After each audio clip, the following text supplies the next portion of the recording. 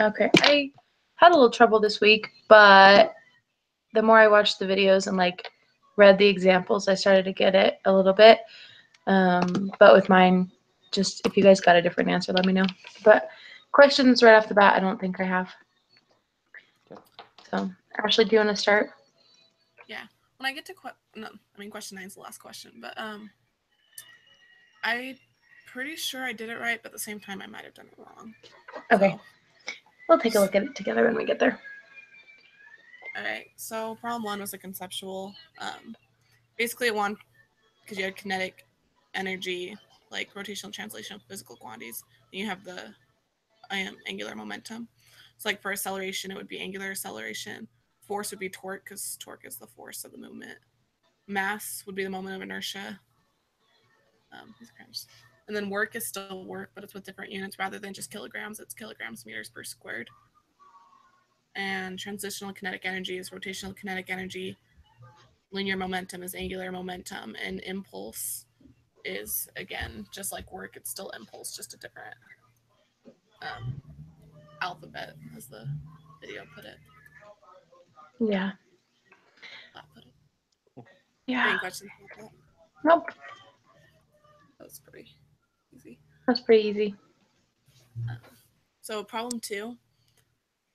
So for A, it wants you to find the angular acceleration. And so I just did that with the acceleration over the radius, which gave me negative 25 radians per second squared. And that's negative because it's a deceleration. And then B, how many revolutions do the tires make before coming to a rest? So I use I can't even read that. W squared minus W squared, but we're only working with 1. So it'd just be 95 squared over 2 times negative 25, which is going to give you 180.5 radians. Then you take that and you divide it by 2 pi, which is 28.72 revolutions. C, how long does it take the car to stop completely? Just W minus W over, that's delta, or alpha, which again is just 95 over negative 25, which is 3.8 seconds. D, what is the distance does the car travel in this time? So that's just radians times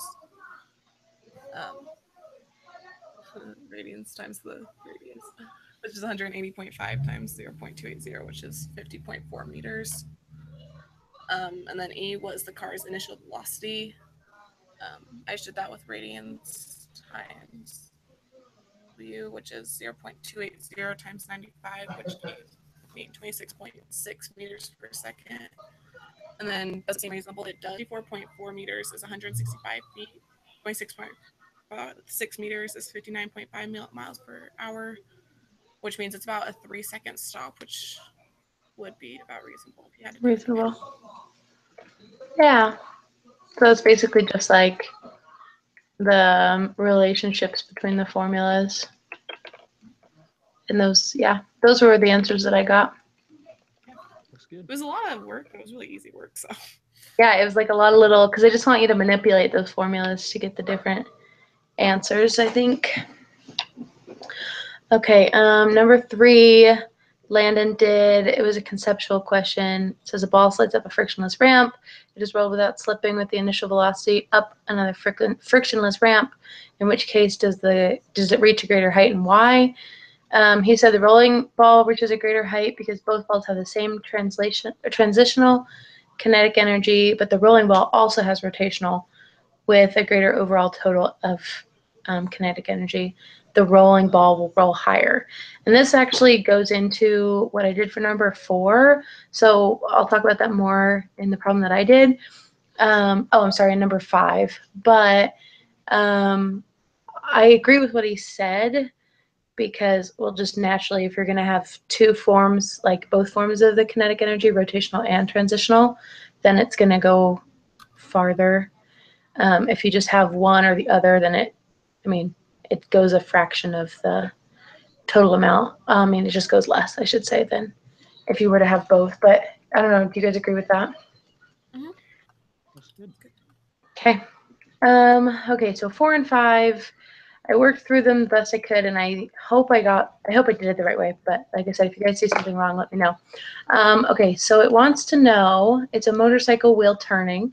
It wants to know if a certain force is exerted, and if basically the radius in the center, the radius of the pivot point, I guess you would say, or of the axis, is 5 centimeters. What is the angular acceleration? So first I solved for torque. I know the angular acceleration is torque over moment of inertia, so I solved for both the torque and the moment of inertia. I found torque by doing the radius times the force.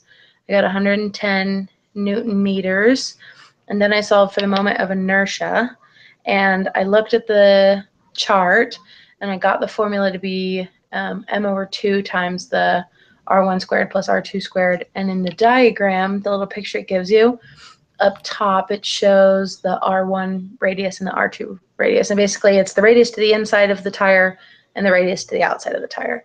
And so I squared both of those and added them together, multiplied it by 12/2, and I got the moment of inertia. So then when I found the angular acceleration, I took the torque, divided it by moment of inertia, and I got 97.9 radians per second squared.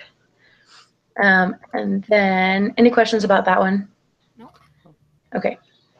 Then for the tangential acceleration, I used, so it says to use the point from the outer edge of the tire, so I used that radius.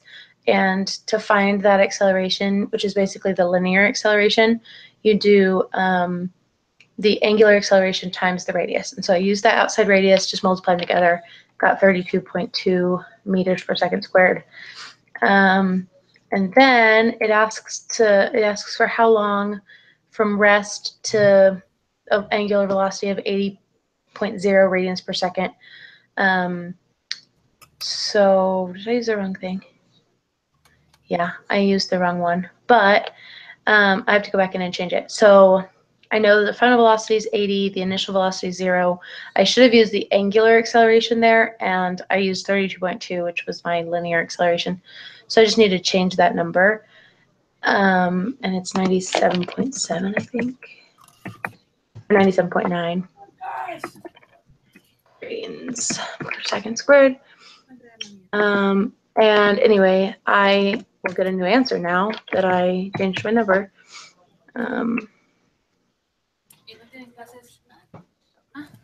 But anyway, so I'll figure out what that new answer is right now. Okay, I got 0.817 seconds. Okay, any questions on those? No, looks good. Okay. So then number 5, it was kind of similar to number 3, Landon's question about the ball rolling up the hill, except it wanted me to find how far it'll go up the hill if it just rolls and doesn't slide, or if it just slides and it doesn't roll. So I used the conservation of energy theorem, and I said, well, there's not going to be any potential energy at the bottom, so I just know it's kinetic energy at the bottom, and then at the top it'll be potential, and that's how I'll find my height. So I wrote out the equation. So I did basically the transitional kinetic energy plus the rotational kinetic energy is going to equal the mgh, which would be my final potential energy. The first one, when it's rolling and not sliding, I'm not going to have any of the transitional kinetic energy, so I'm just going to use, so that'll be 0. So I'm just going to use my 1/2 moment of inertia angular velocity squared equals mgh. And so I had to manipulate the formula there. It's a lot of work, but basically I just got the m's to cancel and the r's to cancel because I didn't have those values anyway. So I got those to cancel, and I solved for h. So I got that it was 1/5 of the velocity squared over g. My final answer was 1.31 meters. Then it says to do the same calculation again if it slides and doesn't roll. So the second time I used the same formula originally, except for the rotational kinetic energy is 0, and so I just solved for transitional. And that one's a lot easier. 1/2 mv squared equals mgh. The m's cancel. I have velocity. I know what gravity is, and I solved. I got 3.27 meters. So it rolled farther up the hill, just sliding, than it does if it's rolling. If a ball's rolling, and not sliding at all if it's just rolling. And those are that I did that problem. Any questions about that one? Ashley, you kind of cut out there. Did I cut out? No, Ashley did. Oh, Ashley did. Okay. Yeah, But it looks good. Okay. Oh, thanks. Okay. There she is. All right.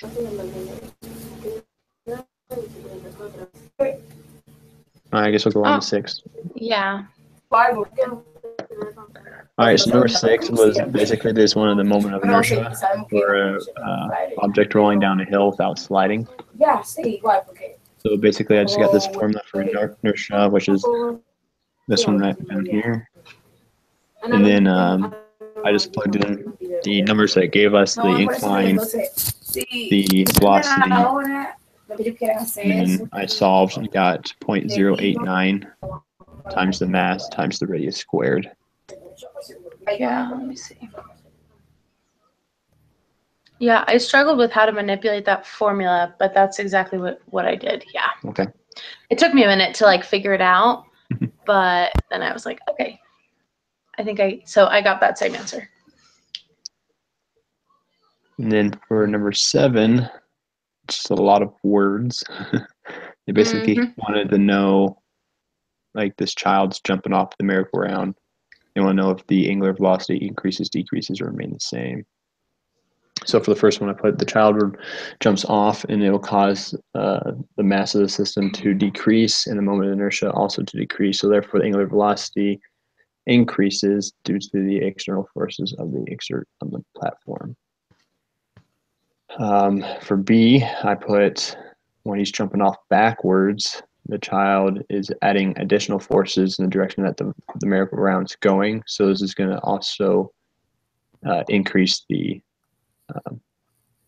system, the angular velocity of the system. And then the C, when he jumps off of the merry-go-round and onto a branch, he jumps straight up, so he exerts forces in a parallel direction. So the torque is 0, so the momentum stays the same and the angular velocity increases. And then for D, when he runs off with the direction of the merry-go-round, this one's the only one that is different, and this one will decrease because he's exerting forces back against the merry-go-round, decreasing the angular velocity. Yeah, looks good. I got my sound back just barely, guys. You're fine. I was like, oh, Spanish. I was hearing Spanish in the background. Love it. So, yeah. Where are we at? We're on 8. Okay. Yeah, so we just started 8, which Landon did. And, oh, he did show his work. I was like, there's no work. But it's down here. Has anyone looked at 8? I didn't get a chance to look at 8. It looks like he did it right. L equals I omega, yeah. Again, this was just like a lot of manipulating formulas. Yeah. Okay. Yeah, it looks good. Looks good to me. Okay. And then Ashlee, number 9. So the reason I was like questioning this is because the answers all end up, because it says to repeat another problem, and all the answers actually end up being the same. Huh. And I don't know if it's just because there was such a small change compared, because you still kept the same weight, you still kept the same meters per second. You just basically changed the radius and the rotations per minute. But Well, so like yeah. for the first, Oh, I was just gonna say, if you change it proportionally, then that may be the case. That would be the case. I know that, like, so the answers were the same, but like 5 decimal places down something changed. Huh. And that could just be a rounding thing too. So like, yeah. But like for the first question, like, what is the angular velocity of the collision? if you look down at 10.15, it's both 1.74, just with different numbers used. Yeah. Yeah, because I went through the problem, I used the numbers, so. Yeah, it looks good. Yeah, I don't know. It's weird. And then B, I added the 22.51. I worked through that one again with the different numbers. Oh, before and after. I see. But again, it's the same thing. Even with like the after, I used the 1.8 instead of the 1.032, and it still gave me the 1.57. Well, I don't see a problem with that. So I don't know if it's just supposed to be like a trick thing where it just shows you how like small a difference can be, but a difference is made. Yeah. Well, if the radius increases and the revolutions decrease or whatever, it may still come out to be the same as long as the proportion is the same. So like that could be why. I don't know. Like I know mass really, or moment of inertia really depends on mass. Yeah. Yeah, if the mass is the same, that's true. If the mass is the same and you change the, I see. Yeah, I don't know. And I'm pretty sure I did the calculations right, so. Yeah. Yeah, good.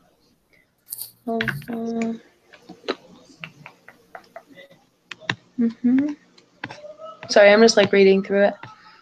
It looks. There was a lot to it. Yeah, there was. Which is why I gave it to Landon, but I guess he told me, I guess I don't know if you guys saw that email too, but he was like, "Oh, I'm sorry, I thought you had said 8 or something, but I had told him 9." I didn't mind doing 9, but yeah, it's just a lot of work, but it looks good. I think A is fine if it's the same. So cool. Okay, all right, next week. Just so you guys know, next week I'm going to be out of town and I'll actually be traveling during our meeting time, like flying. So I won't be here, but hopefully Landon will be. And if for some reason, oh, you will not be here also. Okay, I don't know. I may or may not be. Okay, so we could do a couple of things. We could either try to find another day that works for us to do it, or we could just not do it and all like just put in our work and just take a 0 for participation for all of us. Or I don't know, because Ashley, I don't want you to have to miss it if you're going to be there. So that doesn't really. should be here next week. So if it's just us two. That's true. If it's just you guys, yeah, we could just talk about it during the week because I can also figure out if like, I mean, I think my flight. I'm just going to Arizona, so my flight's like from 2:30 to 3 or something like that. So I might be landing. I have no idea. I have to figure it out. But we could always do it a little bit later or earlier, whatever works for you guys. Actually, earlier would probably work for me if that works for you. But we can earlier. But we can just we can email each other like. Yeah, we can post on the discussion board and stuff. And figure out a schedule. Like, okay, I definitely can't do it this time or whatever. But at least if we do our work. Because I imagine it's the same thing on Thanksgiving because that's on a Thursday. Yeah. Oh yeah, we always meet on Thursdays. Yeah, Thanksgiving. Maybe we shouldn't meet on Thanksgiving. Yeah. Yeah, because then we could do. Well, are you guys free on Wednesday the week of Thanksgiving if we just did that one on Wednesday? Or do you not know your schedule really? I should. It depends when I'm flying. Because I'm flying back to Utah. Oh, okay. But I think I'll be going back on Tuesday, so if that's the case, I'd be free. Yeah. Okay. We'll just have to stay in touch still. We'll figure it out. Yeah, we can, even if we figure it out next week. Okay. All right. Next week we get 9 again. Why are there always 9? Okay. I just sent you guys the email for the. Oh, doc. I just saw that. I was like, wow, he's fast. Okay. So one is conceptual. Oh, sorry. They both just said it at the same time. 2 is a simple calculation. 3 is a simple calculation. 4 is just a 1 part. 5 is conceptual. 6 is a problem. So, Multiple. these actually all look fairly simple, Yeah, except not for too not. bad. I just did the lab So- for this chapter. It wasn't too bad. Oh, you already finished the lab. Nice. Is this the one where we need the thermometer? No, we just did buoyancy. It was a simulator. Oh, I feel okay. like- Got it. I can't That's wait cool. to wonder. That'll be fun. Yeah. I guess whoever does 9 could do 8 because 8's conceptual. So we could just do 1, 2, and 3, 4, 5, 6, 7, and 8, 9. Mhm. Does that work? I'll take 1, 2, and 3 this week. I could take 4 and 5. Okay. I'll do 6, 7, I guess. 6 and 7, and then we'll give Landon 8 and 9. Okay. And then we'll figure out what we can do if we're not going to be here. But so I definitely can't make this meeting time if, Mason, if you can't make it either, and if Landon says he isn't going to be able to make it or whatever, we can maybe either plan another time or figure something out. But I'm open all day on Thursdays. So. okay. Yeah, I could do Thursday morning because normally Thursdays I work, but because I'm going to be flying, I'll be down in Utah. So I could do it Thursday morning. But let's just email, talk about our schedules, and we'll go from there.